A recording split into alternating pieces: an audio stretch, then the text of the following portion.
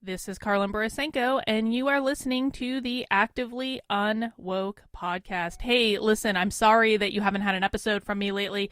The reason is a lot less exciting than you might think. It's just because the software that I use to record these podcasts wasn't working for some reason, and I needed tech support to jump in and help me out. But now I have a whole backlog of podcasts that I need to record and post now that the problem is fixed. And so I'm really excited to do that. I'm also working on setting up an archive of all of my podcasts over on activelyunwoke.com, which is going to be a big hub for all sorts of resources that you can use to fight back against the woke insanity in your life. It is also the place that you can pick up your copy of my book, Actively Unwoke, the ultimate guide for fighting back against the woke insanity. It is available in hardcover, it is available in Kindle, and it is even available on Audible in an audio version, and I definitely recommend you check it out. I was a little nervous to read the audio version of my book, but people seem to enjoy it, and so I hope you'll check it out and listen to a sample of it and get your copy whenever is convenient for you. All right. Right now, I want to talk about what is probably one of my biggest pet peeves with how critical race theory is discussed, particularly on the political right. Now, I don't care what your politics are.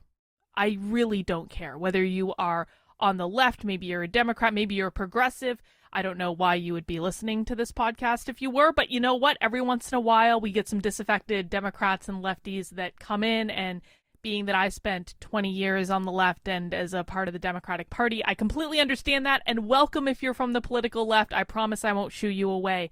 I don't care if you are a conservative or a Republican or a Trump supporter or any of those things. I happen to be a libertarian, so I kind of look at both sides, and I think that both sides generally act pretty crazy, and that my goal is to create a world in which people can live however they want to live as long as they're not forcing anyone else to do anything. But I want to just, I need to do this. I need to take the political right to task. I really do. And those of you who have seen my Twitter in the past, year and a half or so, probably this will not be any surprise to you. But if you haven't, here is my biggest pet peeve with the political right. They're using the woke ideology and critical race theory, and now definitely getting into the stuff with grooming and the trans ideology and stuff like that. They are using it in order to rile up their base and to make money, and they are not at all interested in solving the problem. They are only interested in exploiting the problem for views and likes and clicks and subscribers and shares and retweets. And the reason that I know that for absolute sure is that they do not even describe the problem correctly to their audiences. Now, if you are a person that is coming from the political right, this might be a surprise to you. You might think, well, I've seen all sorts of things about critical race theory or grooming on Fox News or Newsmax or my favorite conservative commentators are talking about it all the time. Of course I know what they're what it is. I mean, they're telling us what it is, right? No, they aren't. Listen, my entry point into this ideology is that about 2.5 years ago, I started watching a lot of woke workplace trainings. I'm an organizational psychologist, and so what I wanted to see was how is diversity training actually being executed in the professional world. And we're very lucky in that we have mountains of these videos that exists on YouTube and other places on the internet. They post what they're doing on the internet. It's available for everyone to see if you start looking for it. And so about 2.5 years ago, I started watching a lot of woke workplace trainings to try to understand how this ideology had infiltrated my industry and how it was actually being taught in the workplace. From there, I kind of graduated to watching a lot of university lectures on this ideology. How do they actually teach it to students, adult students in this case, in a university setting? From there, I graduated to learning about how they're teaching it in public education, in K through 12 public education. It started in high school, but they've gotten younger and younger and younger. I've watched a lot of trainings, teacher trainings. Actually, just yesterday, I watched yet another teacher training for elementary school teachers. So teacher trainers teaching elementary school teachers how to infuse equity and activism and social justice into elementary school classes. So what I'm trying to articulate is the perspective that I bring to this is purely by, I'm pretty sure that I am the person that has watched more practical woke training across a variety of industry than any other person on the planet. I would actually, I definitely rank in the top 5, but I'm pretty sure I've actually watched more of this stuff than any other person on the planet. James Lindsay has read more of the philosophy and the literature. I've actually watched the trainings. And based on that alone, I can tell you that when you are listening to conservative media, they are not telling the truth about what these trainings teach. I'll give you an example that I saw just 15 minutes before I sat down to record this podcast. This is a tweet from PragerU, and it says, CRT holds that your only defining characteristic is your race, not your behavior, not your values, not your character. Now, on the face of it, that might seem to be a correct statement. Of course, critical race theory does focus on race.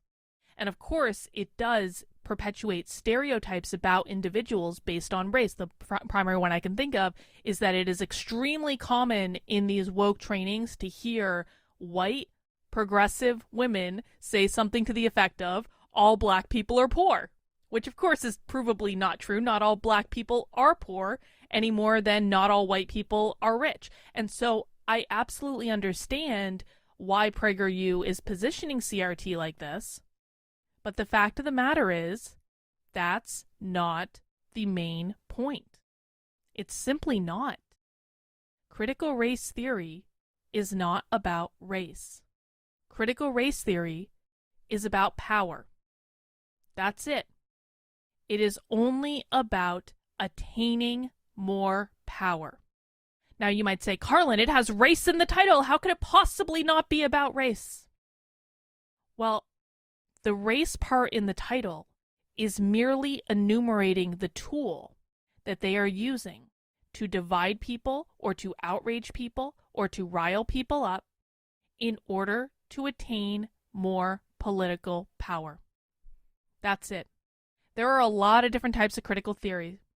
If you've read the book Cynical Theories by James Lindsay and Helen Pluckrose, that is an excellent resource, although slightly dense for my taste. They actually came out with a young adult version of that book that is a little bit more readable, but both are fine, and I definitely recommend that if you're into this area, please check this out. That's Cynical Theories by James Lindsay and Helen Pluckrose, and that talks about all of the different types of critical theory that exist. So we have critical race theory, of course, is the most well-known, but there's also critical gender theory, there's critical queer theory, there's critical disability theory or disability studies, critical fat theory or fat studies. There are all sorts of different types of critical theory.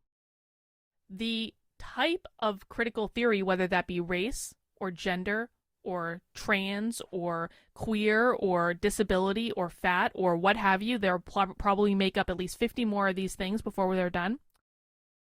When we're looking at the focal point of what the type of critical theory is, that is the weapon that they are using to divide people in order to attain more power. Okay? So when we're talking about critical race theory, we're talking about critical theory, which is a fundamentally Marxist idea. It is what is driving the woke cultural revolution in our country. And they are using race as the thing, as the tool in their toolbox, kind of like a hammer or a screwdriver or a saw or a drill. Race is the singular tool within critical race theory that they are using in order to gain more power. And race just happens to be the most effective one that they have at the moment.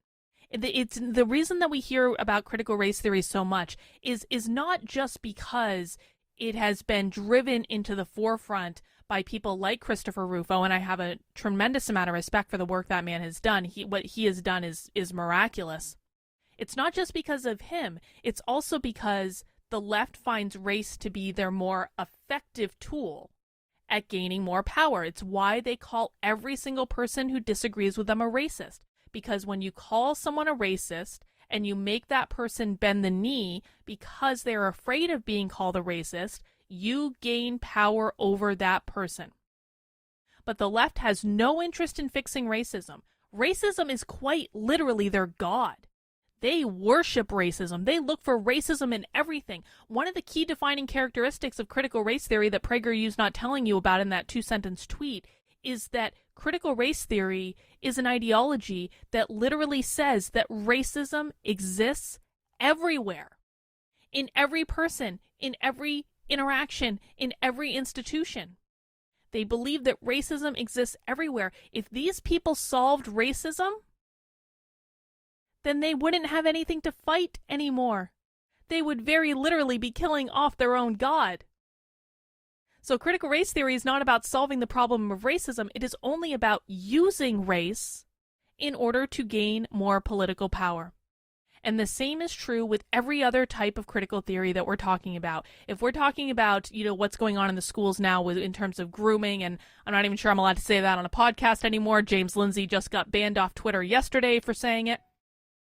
But if we're talking about the trans ideology that's going on in schools, critical gender theory, then they're using gender as the weapon, okay? There is a reason that they are infusing the trans ideology into schools starting when kids are really, really young. They are using it as a weapon in order to indoctrinate your children so that they can create more activists, so that they can gain more political power. You get kids when they're young. If you get a hold of a kid when they're young, before they're 8 years old, whatever you teach that kid is cemented in their brain for pretty much the rest of their life, and it's really hard to undo it. It takes a lot of proactive effort. So they're trying to infuse this into school when kids are very young. That's why they're teaching social emotional learning and things about sex and things about gender identity in kindergarten, first grade, second grade. They're trying to get them when they're really young because that's how they create more activists long term, and that's how they get more political power. Same thing with critical fat studies, which is probably the weirdest of all critical studies. And fun fact, one of the things that I've learned from kind of delving into the world of fat studies is that pretty much every fat studies professor at universities, and yes, there are fat studies professors at universities that you pay money to send your kids to. Pretty much every fat studies professor at a university is also an amateur porn star. Don't click on the links. If you are going to go and investigate this area, trust me when I tell you, do not click on the links. They're going to take you places you don't want to go. But aside from that, it is not about creating more acceptance for different body types. When they are pushing the fat studies stuff about body acceptance, things like that, you can be healthy at any size, what they're doing is, again, they're using fatness to try to gain more political power. When they're pushing stuff about disability studies and different mental health problems, and they're bragging about their mental health problems, they're bragging about the fact that they have anxiety, depression, ADHD, what have you. And they do brag about these things, by the way. Anytime you see someone with what their mental illnesses are in their Twitter profile or in bios that they're using online, that means that that person has internalized that as one of their core defining traits. So when they're talking about these things, they are using it to try to shame you so that they can gain more political power, and so on and so forth. And we really have to start thinking about it in this sense. It is not about race. It is not about gender identity. It is not about sexual orientation. It is not about how big you are. It is not about whatever disabilities or mental disorders you have. It is not about any of those things. They don't care about solving for any of those problems. They don't care about making the world a more fair and just place for any of those people. All they want to do is to exploit those problems in order to gain more political power. That's it. Anytime you hear critical theory anything, you have to remind yourself that they are only using that issue, the issue of race, the issue of gender, the issue of sexual orientation, the issue of body size, the issue of mental health. They are only using that issue as a tool in order to gain more political power. So what do they really want? Well, let me tell you. And again, this is based off of watching thousands of hours of their real-world trainings in work environments, at universities, in their podcasts, on their YouTubes, in the classrooms, in their trainings. I sometimes infiltrate their private trainings just to see what they're saying when they think no one else is going to be looking, even the stuff they don't put on YouTube. I've watched thousands of hours of this stuff. And based on that highly practical experience, I can only come to the conclusion that their goals are the following four, and there is an order of progression in these things. We've already been hitting on the first one in this podcast. Their primary goal right now is to gain more political power. Gain as much political power as they can. And by the way, that's not just about getting elected to political positions. There are all sorts of ways that you can gain power. One of the ways that the woke have gained power is that they've infiltrated every major institution in the country. They've gotten themselves up into leadership positions in those institutions. They've gotten themselves up into training positions. They've gotten themselves up into teaching positions. They've gotten themselves into positions that are not elected. It's not something people go in and vote for. But they are positions where they can exert power and authority over to other people. So when I say gaining political power, I don't just mean getting elected to office, although they're absolutely working on that too. The far more nefarious way they're gaining power is by infiltrating every major institution and getting themselves into leadership positions so that they can control those institutions. This is how the universities got taken over. This is why 95% of people who work for universities are on the political left. Because they took over the universities, they got rid of anyone who disagreed with them, and they made sure they shored up their political power within those institutions. So that is their number one goal. The number one goal the woke have is to attain power over other people, because these people, at their core, are authoritarian. They want to be able to control the lives and the thoughts and the actions and the behaviors of other people. So in order to do that, they have to gain as much power as possible. When they gain that power, they move on to step number 2, which is they proactively try to destabilize the system. This is where they're proactively causing dissension and disagreement and outrage among the general populace. They use the media for this. They use journalists for this. They use entertainment for this. They use universities for this. Anytime you see someone pushing woke leftist talking points, they are very literally doing that because they've, number one, attained the political power to do so, and number two, are now using that political power to destabilize the system. But why do they want to destabilize the system, you might ask? Well, here's reason number 3. Here's goal number 3 that they have. When they are destabilizing the system, they are most often attacking capitalism.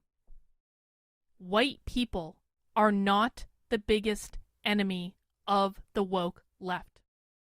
The woke left love white people who agree with them. And most of the academics who push critical race theory, they're white. Do you really think that bougie white academics are going to be pushing an ideology that's going to take them out of power? That makes no sense. It makes no sense at all. Their biggest enemy is not white people. Their biggest enemy is capitalism. And I say this because in almost every single one of their trainings that I watch, almost every single one, and it doesn't even matter the topic. It could be in the workplace. It could be about teaching 5-year-olds in schools. In every single one of the trainings that I watch, well, not every single one, but probably over 90%, the vast majority, they mention capitalism as being something that they want to undo. They mention it specifically by name. They mention that capitalism is the specific problem that is causing all of this. That is the biggest enemy of the woke left. Not white people, capitalism. And that leads us to their last goal, number 4. Once they gain as much political power as possible and destabilize the system and attack capitalism, then they're going to try to usher in their little Marxist utopia. This is why we need to look at what's going on as a literal cultural revolution that we are in right now. We are in a woke cultural revolution, just like what happened in China. We are in the midst of it right now. So let me repeat their goals. Number 1, gain as much political power as possible. Number 2, destabilize the system. Number 3, attack capitalism. Number 4, usher in their Marxist utopia. Those are their goals. It is not about race. It is not about justice. It is not about fairness. It is not about equality. It is not about making the world a better place. The only goals that they have are gain as much political power as possible so they can destabilize the system, so they can attack capitalism, so they can use all of that to usher in their little Marxist utopia as the ultimate solution for all of our problems. That's what we're talking about, folks. We have got to stop listening to the conservative media who continue to tell you that this is about race. It is not about race. It is not about race at all. And every single time conservative media tells you it's about race, they are lying to you because conservative media, you know what's funny? I've been in this game for 2.5 years. Okay, I haven't been in it the longest, but I've been deep in it for 2.5 years. The first 1.5 years that I was fighting back against the woke left, pretty much everyone was on the same page. And we were all just trying to expose as much as possible, and we were all just trying to get information out there, and it was kind of like a free-for-all. But something funny happened about 1 year ago, and it happened to coincide with when Joe Biden took the White House. The conservative media started treating the problem of the woke ideology, the woke left ideology, and the problem of critical race theory underneath the woke left ideology, of course. The conservative media started treating it like a business. They treat it like a business. I really want people to hear this, and I want people to understand this. The conservative media are not trying to solve the problem of the woke ideology. They are only trying to exploit it to make money. They're only trying to exploit it to make money. They aren't solving the problem. They aren't even correctly articulating the problem to their audience. And every time someone tries to help them correctly articulate the problem to their audience, they're ignored, or they're canceled, or something else happens. That's the truth. I know people on the political right might not like to hear that, but that is the truth. If you are making money off of something, you have a disincentive to solve the problem. And conservative media are making an awful lot of money riling up their audiences and telling them this is about white genocide, this is about getting rid of all white people. No, it's not. Critical race theory is racist against everyone. It is just as racist against black people to tell black people that they can't succeed in the world unless white people allow them to, as it is to tell white people that you are an oppressor because of the skin color you were born with. Both of those things are racist. Both of those things are equally racist. Both of those things are bad. There is not one form of racism that is better or worse than any other form of racism. All racism is bad and all racism is wrong. But conservative media likes to hit on the impact of white people over everything else, and they ignore everything else because they know it's what riles up their audience, and they know when their audience are riled up, they make more money. Just like Trump was the best friend that the media, the news media, ever had because he made them a lot of money. Trump made the news media a lot of money. Look what's happening to CNN now. CNN Plus went out of business within 30 days of launching because they didn't have Trump anymore to make money. Sometimes the things that the media claims are, well, I'll use one of their words, problematic. Sometimes the things that the media claim are problematic are really just the thing that they're using to lure you in, piss you off, so that they can count on your viewership and they can count on you sharing their content and they can make more money. But there are those of us in the world who are actually committed to solving the problem. And we need, in order to solve the problem, we need to understand what the problem is. The problem is not that white people are being attacked and abused. That is not the problem. The problem is that the woke left ideology is using things like it is exploiting our better impulses to want everyone to be treated fairly. They are exploiting our better impulses to want everyone to be treated fairly regardless of their race or their gender or their sexual orientation or their gender identity.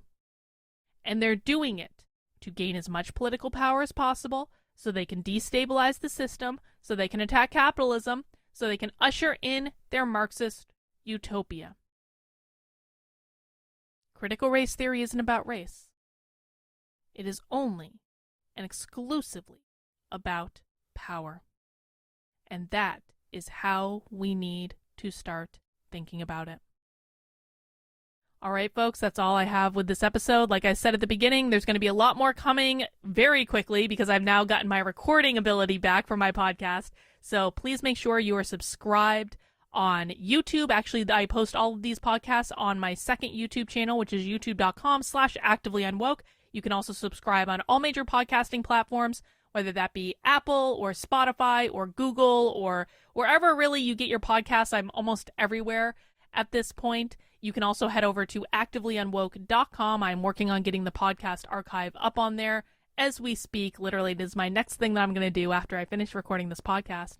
But I hope you stick around and we can actually assess the problem and then we can learn how to fight back. All right, guys, take care and we'll see you soon.